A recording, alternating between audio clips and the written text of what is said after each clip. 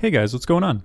With more conquests, harder modifiers, and a new loadout modifier in the way called Touche, which combines avant-garde and locked loadouts, I thought I'd share this build that I used for all of my conquest runs, the Mythic campaign, and Mythic farming on Kepler. The intended purpose of this build is to be used in Mythic, Conquest, or Ultimatum difficulty content, and in a team as a support-focused build. While you can use this build solo, the subclass, artifact, and gameplay loop revolve around at least one other teammate, so I would not recommend running this solo. You could change a few things, but I wouldn't do it.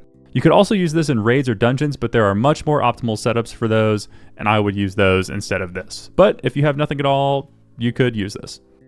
This loadout has a few restrictions which limits the build crafting potential. The first and biggest restriction is that every part of this build needs to have the new gear bonus and use exotics from the featured exotic list. The next restriction is that this build needs to cover all 3 champions with ease. Enemies have a lot more health and high level content, and your ability to stun and eliminate champions needs a near 100% uptime. Lastly, this build needs a constant source of damage. The build wouldn't be very optimized or usable if you're shooting a boss for 10 minutes and you can only bring it down to half health. For the core of this build, we're going to start off with the exotic weapon first. So when we're thinking of exotic weapons that are in the featured gear list, 2 weapons instantly come to mind that can do constant and respectable damage that make you less likely to rely on special and heavy weapon ammo for your boss and champion damage. The first one that comes to mind is Polaris Lance, which is a solar scout rifle, but the one that we're going to pick today is Outbreak Perfected, which is a kinetic pulse rifle. Now, I'm a huge fan of Polaris Lance, but Polaris itself relies too much on critical hits.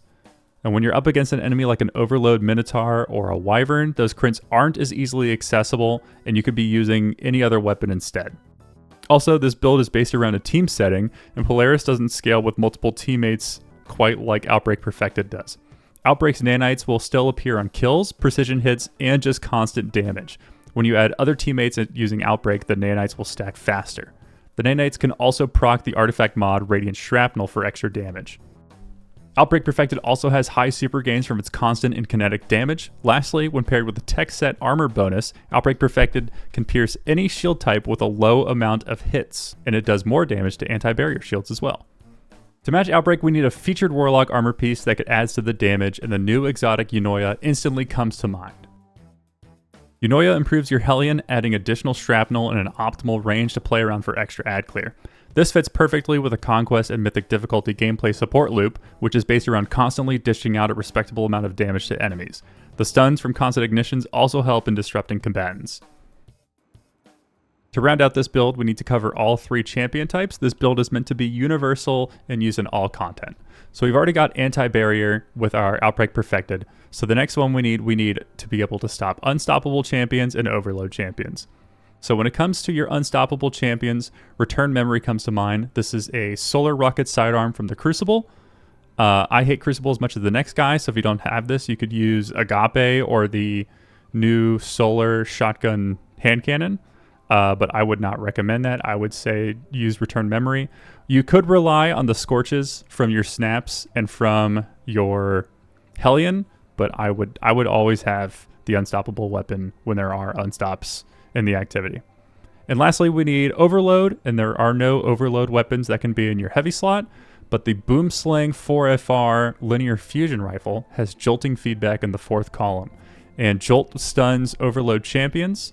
This has a magazine of 5, and the 3-burst linear fusion rifles will proc jolting feedback on a single shot. So every magazine has the potential to stun 5 Overload champions. When it comes to the subclass, we're using the best support subclass in the entire game, which is the Dawnblade Warlock, the Solar Warlock. Going for a super, the easiest support super in the game, Song of Flame. You could use Well of Radiance.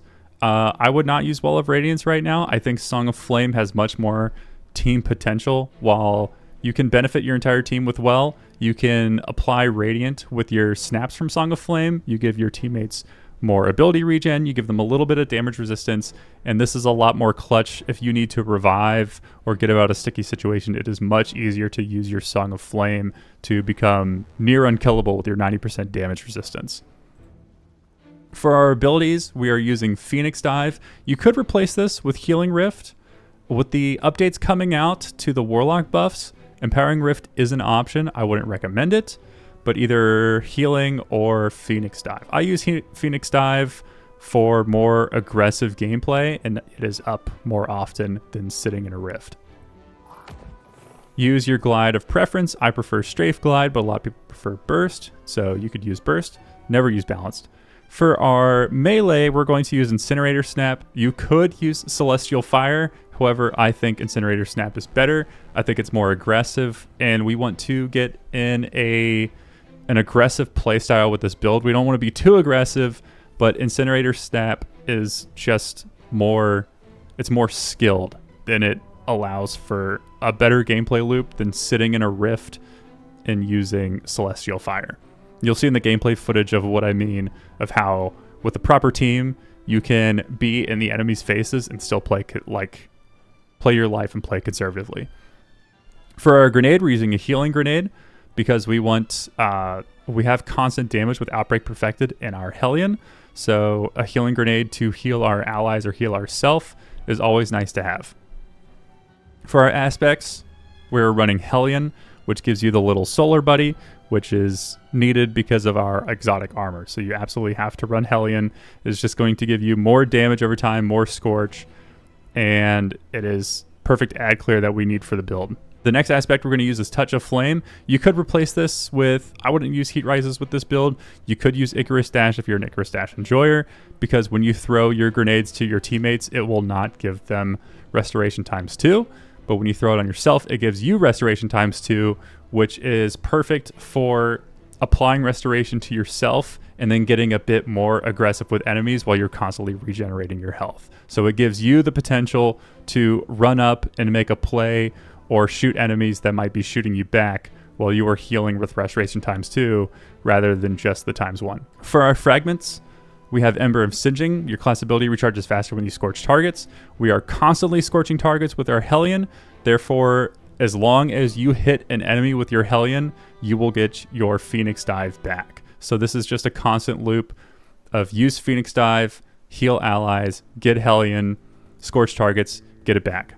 The next one we have on the list is Ember of Benevolence. Applying Restoration Cure or Radiant to your allies gives you increased grenade, melee, and class ability for a short duration. This is why this is a team-based build, because you're going to constantly be applying Radiant to your allies. You're going to be healing them with your Phoenix Dive and your grenades, and this just gives you more abilities to use. We have Ember of Solace because we aren't really using a solar weapon to kill things, so when you apply Radiant or Restoration to yourself, this is going to give it to you longer. Lastly, we have Ember of Torches, powered melee attacks against a combatant and make you and nearby allies radiant. This also works with your super, so every snap with your super, even though you're constantly radiant, you will be giving it to your teammates. So it is a great support super, which is why it's like a mobile Well of Radiance. You only get the 20% damage boost instead of 25% from Well of Radiance, but it is still very nice to have. Coming back to Ember of Solace, the reason why we're using this increased duration is because we are applying Radiant with our melees and Restoration with our grenades, and if we are giving these to our teammates, we will get them back faster with Ember of Benevolence. So this will make it last longer, because we normally in a solar build you're running Ember of Empyrean to extend it, but we're not really using a solar weapon to kill things constantly. So instead of extending it with solar weapons, we are making it last longer, and hopefully when the duration of these are up, by using Ember of Benevolence and healing allies with your Phoenix Dive, Radiant with your Snap, and your grenade, you will have them back to keep this going nonstop. When it comes to the armor, I am using the Tech Sec bonus. I have all 4 pieces are Tech Sec just in case you get meleeed. You could also put on the Lustrous armor, which gives you solar weapons increased resistance handling reload speed for your sidearm. I wouldn't really recommend it. I would just try to keep Tech Sec on. You could also, for the rocket sidearm, if you're really using it, you could use the Aeon adapter. When you get kills with your rocket sidearm, you decrease incoming area effect damage, but I think Tech Sec is the easiest to come by, and I would just use the Tech Sec armor. For your stat distribution, all stats are viable. No stats need to be over 100. Preferably, I would like 100 melee, 100 grenade, 100 super, 70 class, 70 weapons, health not really necessary. But this build is all around the place, and this kind of dog shit level of stat distribution has actually ended up working well for me. I just tried to have a balanced setup. Even though melee is my lowest, I tried to have this balanced so that everything would come back at a respectable amount while also doing damage with your weapons. For our armor mods on the helmet, I am running a kinetic siphon because our main way of killing targets is with Outbreak Perfected, and then I have 2 ammo finders. I have a heavy ammo finder and a special ammo finder because I just want to always have ammo in case of champions. If you're not really using your special ammo or your heavy ammo, you could also replace this with a dynamo, which reduces your super cooldown when using your class ability near targets. It's doubled on Warlock class ability, even though Phoenix Dive comes back pretty quick. You could use this. I wouldn't recommend it, but if you were, I would swap out the special ammo meter for a dynamo. On our gloves, we want our Outbreak Perfected to have as much uptime as possible, so we want to increase the reload speed of it. And then when we cause damage with a powered melee, we reduce our grenade cooldown so that we have our grenade up as much as possible. And then also our class ability back when we do a powered melee, because we're not doing damage with our grenade, so we might as well get some energy back from using our snap. On your chest, you want your resistances of choice. I just have these 3 on all the time, except for when I'm specifically tailored the content to certain damage types. On our boots, we have 2 kinetic weapon surges and an orbs of restoration, which gives an orb of power will restore energy to the least charged ability. Your snap is important, your dive is important, and your grenade is important. So it doesn't matter which one is going to, all of them will benefit from this.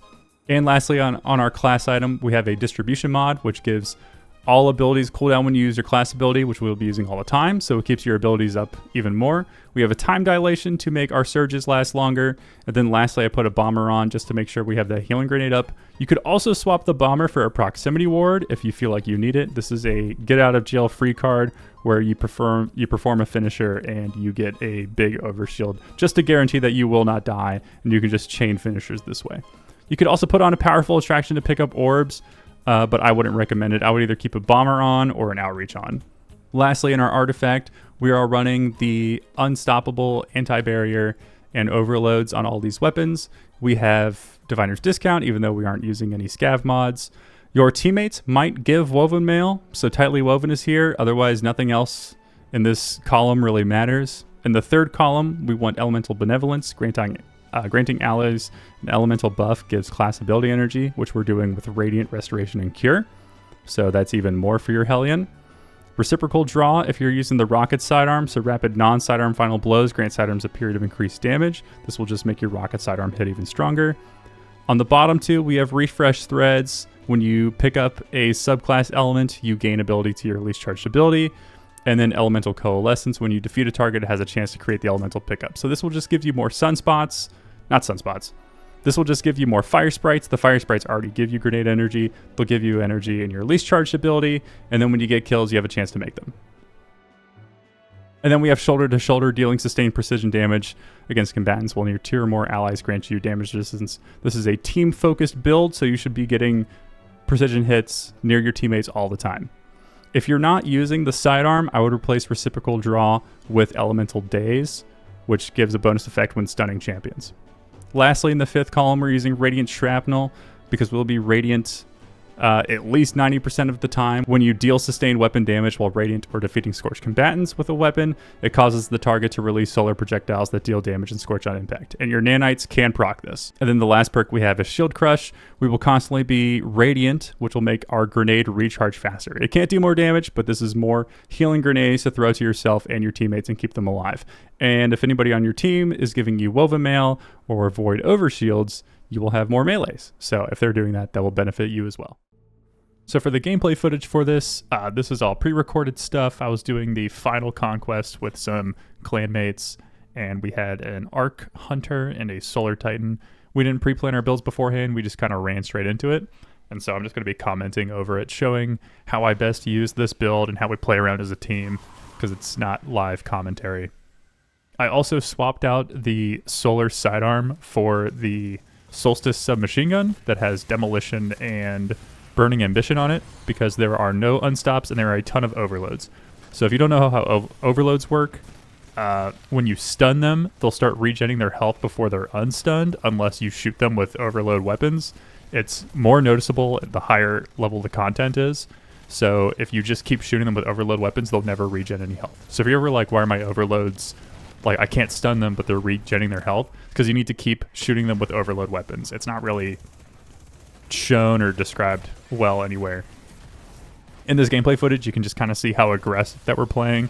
I'm trying to, when I'm not using my super, I'm trying to use one of my abilities at all times around my teammates to keep Ember of Benevolence going, so that we're always Restoration, Radiant, and Cure, and my Hellion is always up. One thing here, I'm going to slow it back down. You can see I think this guy's going to shoot me, so I pre-hop and jump to the left. This is just like a little thing, but these Cyclopses will just one-shot you and the splash damage can kill you. And so this is kind of the problem with rifts, is because you place a rift down and you're just sitting there and you're just waiting for the enemies to shoot you. Like, see how narrow, like that thing would have one-shot me if that hit me. But if you're strafing around to the left or the right all the time, if you're constantly moving, you, like, your chances of dying are way less. You still have to play around cover, but like, you're going to die way less if you're constantly moving around, because these, especially with these Cyclopses, these things will absolutely annihilate you. Every time they're up, you can see I'm trying to focus them down first. I'm also trying to shoot them with my linear every once in a while to apply Jolt, because I see that there's other enemies in the area, so I can let the Jolt and the Scorch and Ignitions take care of the little guys while I take care of the big guys.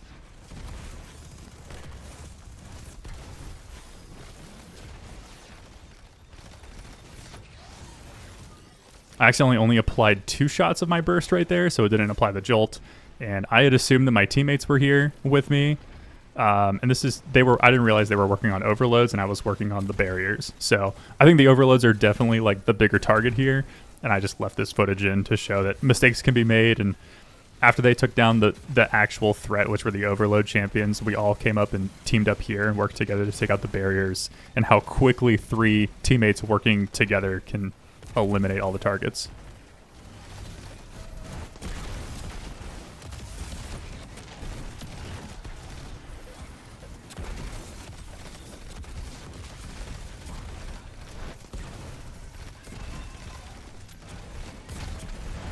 That also shows another reason why I like using Outbreak, because, like I said earlier, that Minotaur wasn't even looking at me. If you're using Polaris, like, you might as well just be using any scout rifle. Like, you're not going to do anything special with it. But since we're using Outbreak, even though I'm hip firing the side of the Minotaur, I'm still doing damage. There are a ton of champions at this part and a ton of high level enemies. And so we got one Titan working on them, and I saw that this one was half health, so I focused the target on this one. And I'm trying to stay grouped up to pass around the damage resistance and energy regeneration with my super to my allies.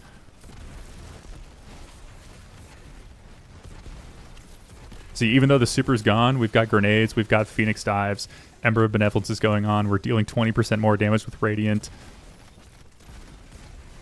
I see the Wyvern spawn, and the Wyverns can easily take out your entire team. So while my friends are playing aggressive, I'm trying to apply Jolt to them and then step back.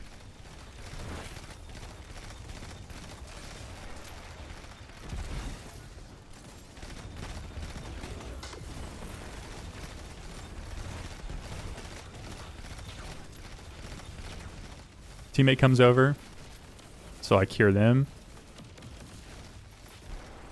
Another reason why I don't like using Polaris, like, you're not hitting the crit on these guys. Like, I hit some crits, and I'm still trying to hit the crits, but, like, it's just Outbreak does this so much better.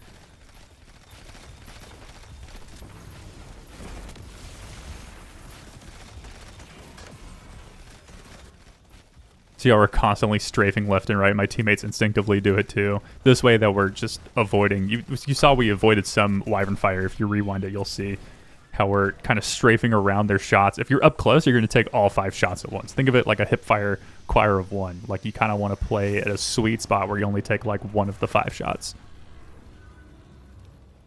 Skip ahead to the next group of enemies that we're fighting. I lead it off with a snap and a dive. So snap for the ignition, and then the bosses usually do some kind of stop mechanic when you get close to them.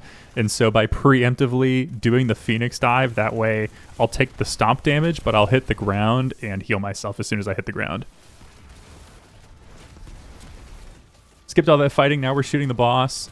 If I had a heavy as my main source of damage, I would be using it, but Outbreak does everything for me. So you can just kind of plink plonk away, not have to worry about anything.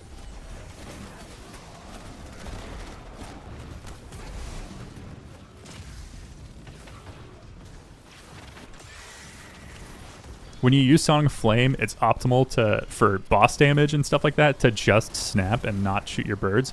But you can see I kept like doing like 180s and throwing my birds at the little guys because your little grenades are so good at taking out as many enemies as possible. It'll like stun them and it'll cause a bunch of ignitions and scorch damage.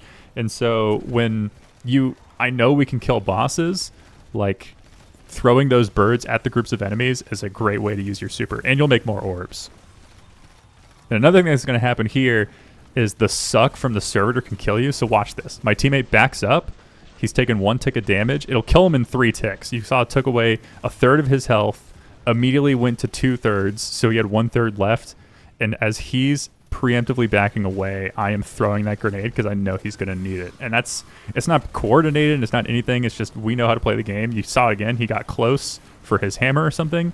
And as soon as that suck happens, he backs away. And I'm looking at him as if I had my grenade, because if I did, I would have thrown it, but I didn't.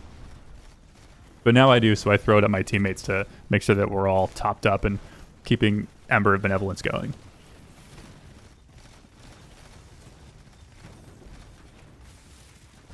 Another good reason for the snap right there, because it could have done the suck on all 3 of us and chunked our health, but when you ignite or get the target close to igniting with all that scorch damage from your snap, it kind of like stuns them a little bit. Like, it's not like an actual stun, but it like disrupts them a little bit, kind of knocks them back. And so the snap is really good for just like giving you some space.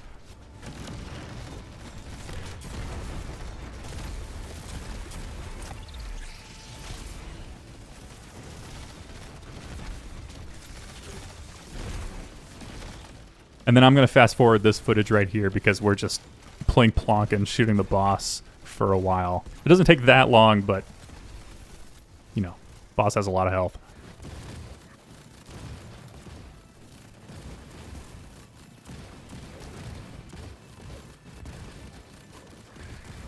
Alright, now that the boss is moving, I had my super for most of that damage, but I didn't use it because your Song of Flame is so much more than just use it on the boss. Like, just look in the bottom left and see how many orbs I'm going to generate, even though I'm not even looking at most of the enemies and I'm just focused on these anti-barriers. These are super orbs too, so the super orbs give you way more super energy to your teammates. So these 2 barrier champions that can absolutely wreck your team, it's just absolutely not a problem. I made like 8 or 9 orbs from doing next to nothing.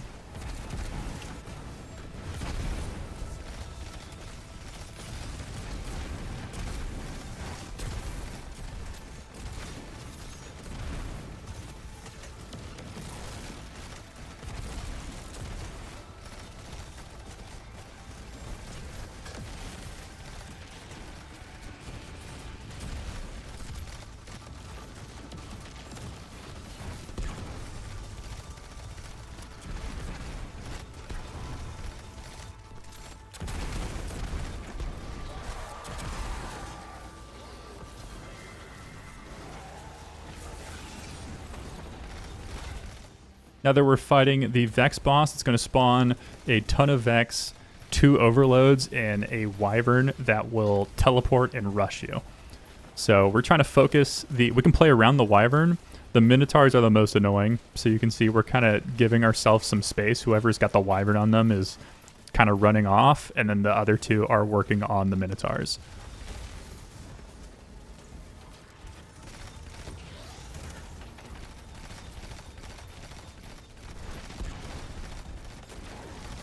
See how he starts regenerating health. I should have used my submachine gun sooner on that, but we still got the kill with the finisher. I'm trying to apply Jolt in this crowd so that it does the most damage to the most amount of enemies.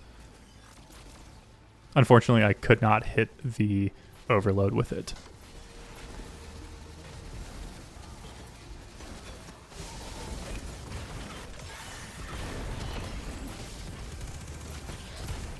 So I stun the overload. My teammates know to take care of the overload while I can stun lock by snapping. See how this Wyvern just can't do anything. So you see the bottom left, champion defeated while my allies just took care of that overload, and the Wyvern cannot do anything to the team. That is the strength of Song of Flame.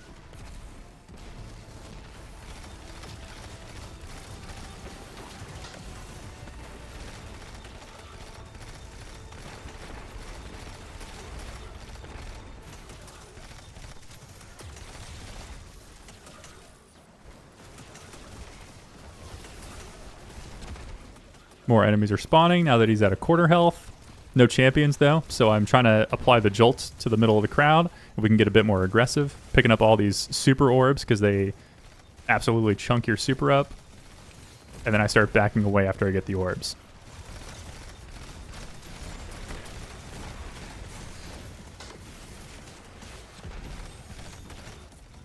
We start getting stuck in these. And this is a bad time because we've got haste on. Immediately just running away. Left my teammates to die, but this is just what happens sometimes. Sometimes you just gonna get screwed over. We played too far up when we knew that those barrier shields would spawn halfway in. So what we're doing right now is I am running around waiting for my super to get up because there's no reason to risk it. We're just trying to beat the mission, so I'm just trying to stay alive till I get my super. In the meantime, thanks for all the feedback and the comments on my last video. I'm glad you guys liked it. If you want more, or if you have any ideas of Warlock builds or videos, if you want me to cover like what I think about the Warlock state or like the recent changes, if you have any suggestions at all, just feel free to let me know. I have a lot of fun doing this. I'm learning Premiere, so this is all kind of new to me. So, you know, if like the music's too loud or the gameplay's too quiet or something like that, or you don't like something, just let me know.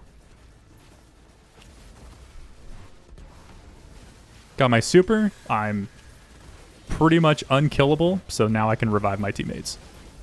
And then I'm instantly going to go to snap stunning the wyvern. And I'm sprinkling my submachine gun in, and then now I'm going back to outbreak. Each one doesn't matter. The submachine gun was doing more scorch, but I'm igniting with each snap anyway, so it didn't really matter.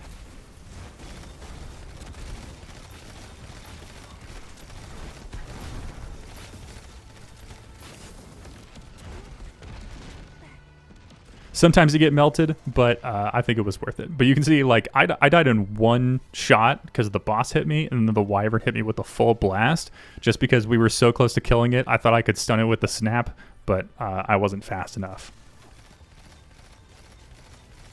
And now that they're all dead, we can chunk the boss until the next wave of Vex spawn in at 1/4 health.